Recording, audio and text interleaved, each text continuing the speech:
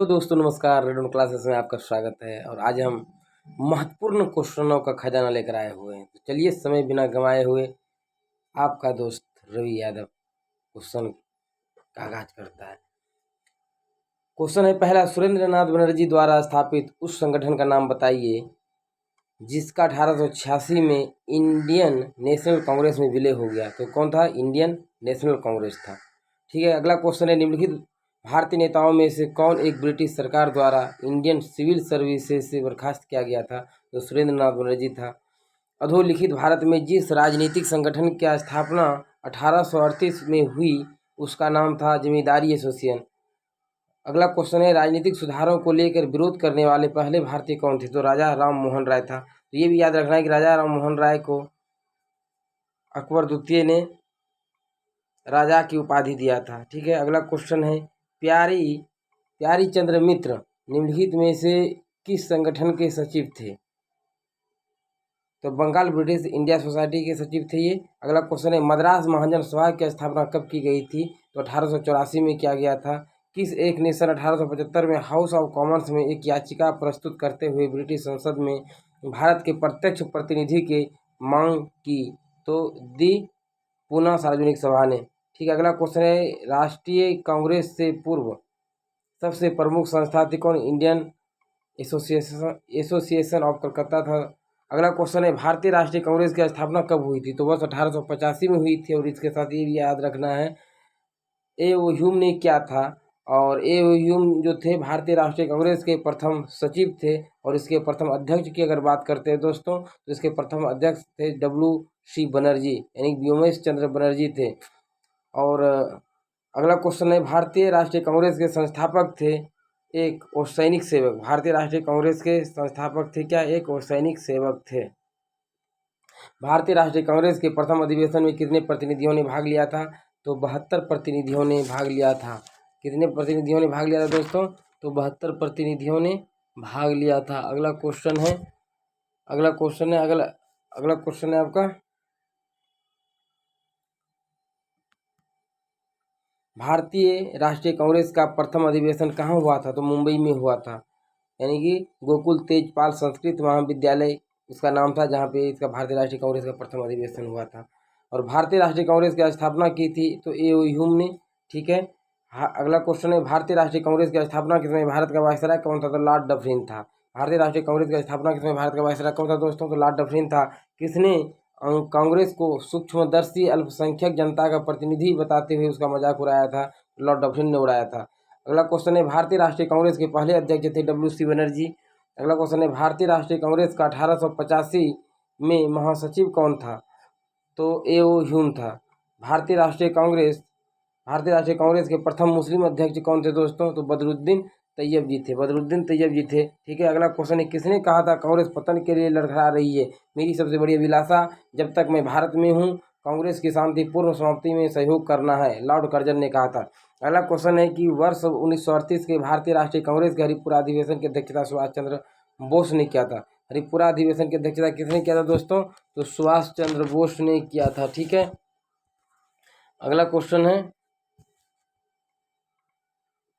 किस भारतीय राष्ट्रीय कांग्रेस के अधिवेशन में जवाहरलाल नेहरू ने समाजवाद को भारत की समस्याओं को हल करने की कुंजी बताया? तो लखनऊ अधिवेशन में। किस भारतीय राष्ट्रीय कांग्रेस के अधिवेशन में जवाहरलाल नेहरू ने समाजवाद को भारत की समस्याओं को हल करने की कुंजी बताया? तो लखनऊ अधिवेशन में। भारत के स्वतंत्रता प्राप्ति के बाद निम्नलिखित में से किसने सुझाव दिया था कि भारतीय राष्ट्रीय कांग्रेस को समाप्त कर देना चाहिए? तो महात्मा गांधी ने कहा था। जब भारत स्वतंत्र हुआ उस समय कांग्रेस के अध्यक्ष कौन थे? तो JB कृपलानी थे। कौन थे? JB कृपलानी थे, यानी कि 1946 में।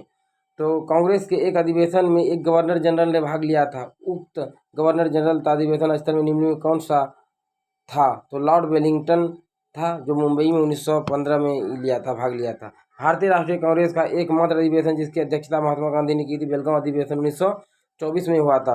किस अधिवेशन में कांग्रेस ने पहली बार भारतीय रियासतों के प्रति अपनी नीति घोषित की थी? तो नागपुर अधिवेशन में। किस अधिवेशन में कांग्रेस ने पहली बार भारतीय रियासतों के प्रति अपनी नीति घोषित की थी? तो नागपुर अधिवेशन में। ठीक है, अगला क्वेश्चन है दोस्तों, जन गण मन पहली बार किस अवसर पर गाया गया था? तो भारतीय राष्ट्रीय कांग्रेस का अधिवेशन 1911 में गाया गया था। अगला क्वेश्चन है, कांग्रेस और मुस्लिम लीग के बीच प्रसिद्ध लखनऊ समझौता हुआ था 1916 में। और यहाँ 1916 में ये भी याद रखना है, बहुत इंपॉर्टेंट है कि 1916 के कांग्रेस के अध्यक्ष कौन थे, तो अंबिका चरण मजूमदार थे। ठीक है, अंबिका चरण मजूमदार थे। अगला क्वेश्चन है, 1916 में भारतीय राष्ट्रीय कांग्रेस के लखनऊ अधिवेशन की अध्यक्षता, ये भी जो आगे बताएं कि अंबिका चरण मजूमदार थे। दिसंबर 1916 में इंडियन नेशनल कांग्रेस था इंडियन मुस्लिम लीग ने एक ही समय अपने अधिवेशन आयोजित किए थे, कहाँ, लखनऊ में।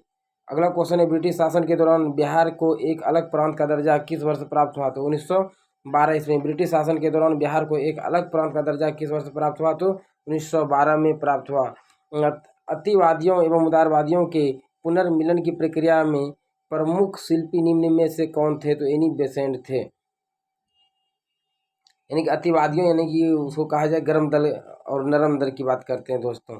ठीक है, अगला क्वेश्चन है, वर्ष 1916 में मुस्लिम लीग और कांग्रेस के मध्य किसने समझौता कराया, तो बाल गंगाधर तिलक ने। और 1916 में कहाँ, लखनऊ अधिवेशन में ये समझौता कराया था। ठीक है, अगला क्वेश्चन है, कांग्रेस के 1916 के लखनऊ अधिवेशन में कौन सा मुख्य दूरगामी 7 परिणाम वाला निर्णय लिया गया था, मुस्लिम लीग की पृथक निर्वाचन क्षेत्र की मांग स्वीकार की। अगला क्वेश्चन है, कांग्रेस ने प्रथम बार मुस्लिम समुदाय के लिए पृथक निर्वाचन प्रणाली स्वीकार की, वह वर्ष था 1916। कौन सा नेता कांग्रेस के गर्म दल से संबंधित था, तो अरविंद घोष थे। कौन उग्रवादी नेता नहीं था, तो गोपाल कृष्ण गोखले नहीं थे। भारतीय राष्ट्रीय आंदोलन गर्मपंथियों के प्रभावाधीन आया 1906 में। ठीक है, कौन भारतीय राष्ट्रीय कांग्रेस में उदारवादियों से जुड़ा नहीं था, तो लाला लाजपत राय नहीं था, ये तो गर्म दल के ही नेता थे। भारतीय मुसलमान सामान्य रूप से उग्रवादी आंदोलन की ओर आकर्षित नहीं हुए, इसका क्या कारण था, उग्रवादियों की हिंदू अतीत का राग अलापने की नीति। महात्मा गांधी के साथ निम्न मुसलमानों में से किसने बाल गंगाधर तिलक की अर्थी उठाई थी, तो शौकत अली। और इसके साथ एक नाम और याद रखना है दोस्तों, महात्मा गांधी ने भी उठाई थी। ठीक है, और इसकी मृत्यु जो हो गई थी यानी कि 1920 के आसपास हो गई थी। भारत के स्वतंत्रता आंदोलन के प्रारंभिक दौर में उग्रवादी विचारधारा को निम्न में से कौन सा एक निरूपित करता है, तो संवैधानिक संसाधनों एवं याचिकाओं के स्थान पर आक्रामक साधनों के से स्वशासन प्राप्त करना। अगला क्वेश्चन है, किस एक को लाला लाजपत राय ने अपना राजनीतिक गुरु माना था, तो मैजनी का। ये कहाँ का था मैजनी, तो इटली का था दोस्तों। ठीक है, शेरे पंजाब के नाम से इनमें से कौन मशहूर थे, तो लाला लाजपत राय थे। शेरे पंजाब से कौन मशहूर थे, तो लाला लाजपत राय थे। अगला क्वेश्चन है, भारतीय राष्ट्रीय कांग्रेस को किसने भीख मांगने वाली संस्था बताया था, तो बीजी तिलक ने बताया था। किसने बताया था दोस्तों, बीजी तिलक ने बताया था।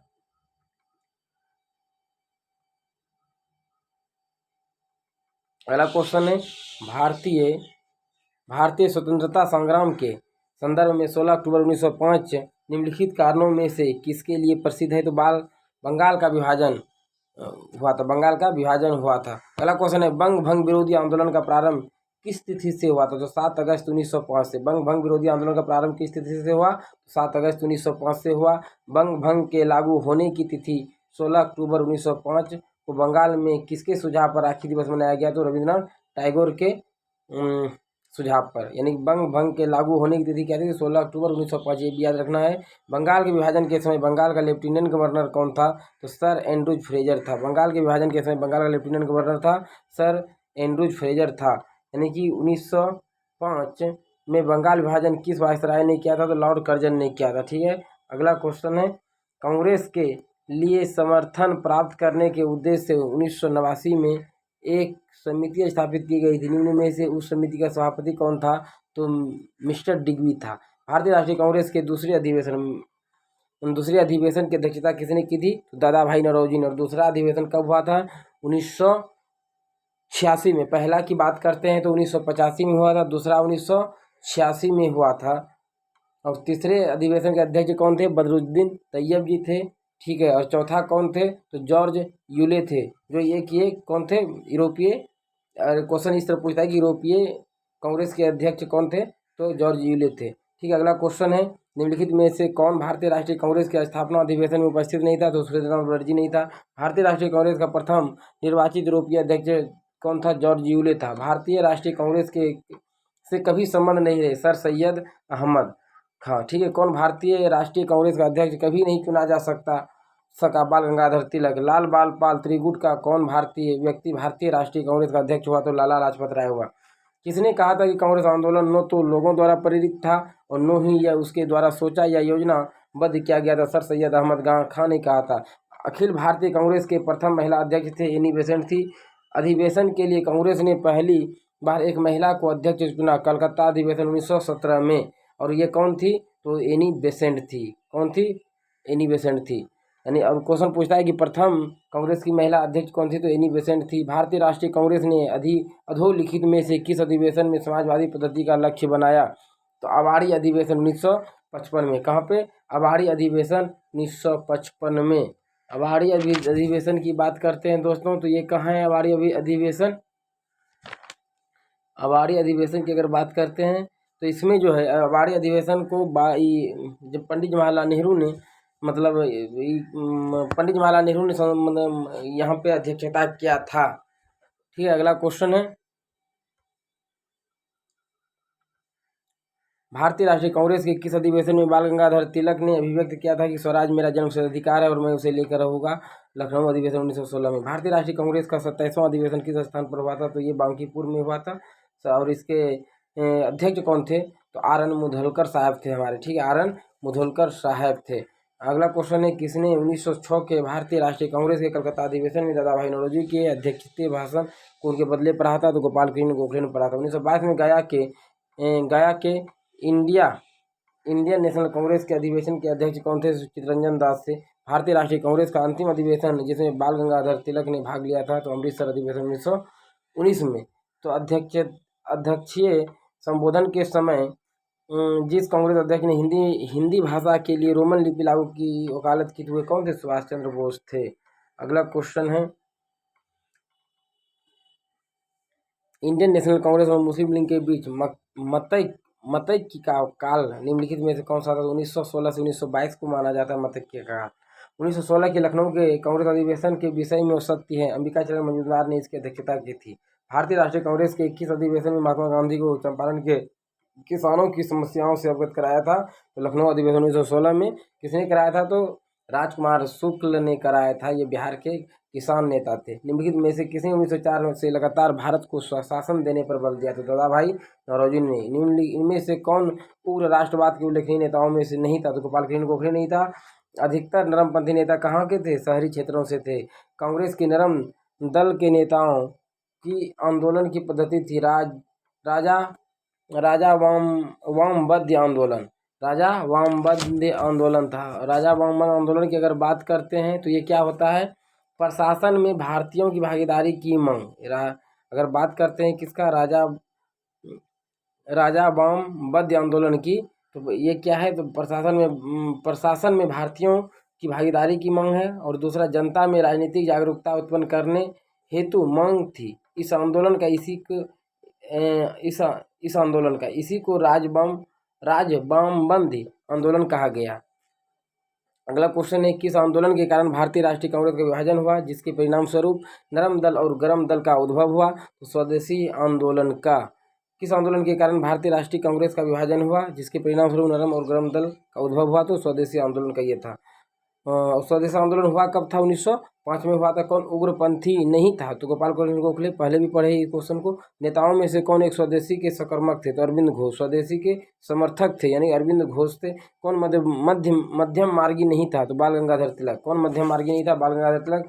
राष्ट्रीय आंदोलन में निम्नलिखित में से किसको नरम दलीय के तौर पर नहीं जाना जाता है? तो बाल गंगाधर तिलक को। राष्ट्रीय आंदोलन में से निम्नलिखित में से किसको नरम दलीय के तौर पर नहीं जाना जाता है? तो बाल गंगाधर तिलक को। महाराष्ट्र में गणपति पर्व का श्री गणेश क्या था? बाल गंगाधर तिलक ने। बाल गंगाधर तिलक को किसने अशांति का जनक कहा था? तो वैलेंटाइन सिरोल ने कहा था। बीजी तिलक को सजा के बाद निम्नलिखित में से किसने दया वकालत की थी और कहा था कि संस्कृत के एक विद्वान के रूप में तिलक में मेरी दिलचस्पी है? तो मैक्स मूलर ने। और मैक्स मूलर से रिलेटेड एक क्वेश्चन और है कि सबसे पहले आर्य जो भारत आया था इसी ने बताया था। 1908 में बाल गंगाधर तिलक को जेल हुई थी 6 वर्ष की। और कहाँ पे मतलब ये 6 वर्ष की कारावास हुई? तो कहाँ पे? मांडले में। ठीक है। किसने महाराष्ट्र के गणपति उत्सव का ऐसा कायाकल्प किया कि वह एक राष्ट्रीय उत्सव हो गया और उसका स्वरूप राजनीतिक हो गया? तो बाल गंगाधर तिलक ने। किसने भारतीय राष्ट्रीय कांग्रेस पर प्रार्थना याचना तथा विरोध राजनीति करने का आरोप लगाया था? तो बाल गंगाधर तिलक ने। महात्मा गांधी ने वल्लभ भाई पटेल को सरदार की उपाधि उनकी बड़ी संगठन क्षमता के कारण किस आंदोलन में दी थी? तो बारदौली सत्याग्रह में। बारदौली सत्याग्रह में। बंग भंग बंग भंग के बाद कौन सा आंदोलन शुरू हुआ था? स्वदेशी आंदोलन हुआ था। ठीक है। कौन स्वदेशी आंदोलन का आलोचक था एवं पूर्व तथा पश्चात के मध्य एक बेहतर संबंध का समर्थक था? रविन्द्रनाथ टैगोर। किसने बंगाल के विभाजन 1905 के विरोध में हुए आंदोलन का नेतृत्व किया था? सुरेंद्रनाथ बनर्जी ने। किसने बंगाल के विभाजन के विरोध में हुए आंदोलन का नेतृत्व किया था? सुरेंद्रनाथ बनर्जी ने। ब्रिटिश वस्तुओं के बहिष्कार को राष्ट्रीय नीति के रूप में अपनाया गया था 1905 में। ब्रिटिश वस्तुओं के बहिष्कार को राष्ट्रीय नीति के रूप में अपनाया गया था 1905 में। बंगाल में ब्रिटेन की वस्तुओं के बहिष्कार का सुझाव सर्वप्रथम किसने दिया था? तो कृष्ण कुमार मित्र ने। किसने दिया था? कृष्ण कुमार मित्र ने। बंगाल का विभाजन मुख्यतः किया गया था? बंगाली राष्ट्रवाद की वृद्धि को दुर्बल करने के लिए। बंगाल का विभाजन मुख्यतः क्या गया था? किस लिए? बंगाल की राष्ट्रवाद की वृद्धि को दुर्बल करने के लिए। स्वदेशी और बहिष्कार पहली बार किस घटना के आंदोलन संघर्ष की विधि के रूप में अपनाए गए थे? बंगाल विभाजन के विरुद्ध आंदोलन में। भारतीयों के विरोध के कारण बंगाल को फिर से कब एकीकृत किया गया? तो 1911 में। भारतीयों के विरोध के कारण बंगाल को फिर से कब एकीकृत किया गया? 1911 में। 1905 में लॉर्ड कर्जन द्वारा किया गया बंगाल का विभाजन कब तक बना रहा? तो जब कब तक बना रहा? 1905 में लॉर्ड कर्जन द्वारा किया गया बंगाल का विभाजन कब तक बना रहा? तो सम्राट जॉर्ज पंचम द्वारा दिल्ली में 1911 के शाही दरबार में कर्जन के अधिनियमित को निराकृत किए जाने तक। अगला क्वेश्चन है, स्वदेशी आंदोलन के प्रारंभ का तत्कालिक कारण क्या था? लॉर्ड कर्जन द्वारा किया गया बंगाल विभाजन। मद्रास में स्वदेशी आंदोलन का नेतृत्व किसने किया था? तो चिदम्बरम पिल्ले ने किया था। किसने स्वदेशी आंदोलन का नेतृत्व दिल्ली में किया था? सैयद हैदर रजा ने। निम्नलिखित में से किस आंदोलन के दौरान वंदे मातरम भारतीय राष्ट्रीय आंदोलन का शीर्षक गीत बन गया? स्वदेशी आंदोलन का। भारत की प्राचीन कला परंपराओं को पुनर्जीवित करने के लिए एक Indian society of oriental art की स्थापना की थी। तो अवनींद्रनाथ टैगोर ने किया था। तो आज के सेशन में इतना ही दोस्तों। यदि सेशन अच्छा लगे तो लाइक और सब्सक्राइब कर दीजिएगा और फिर हम आगे अगले सेशन में फिर 100 क्वेश्चन का पिटारा लाएंगे। तो जय हिंद दोस्तों।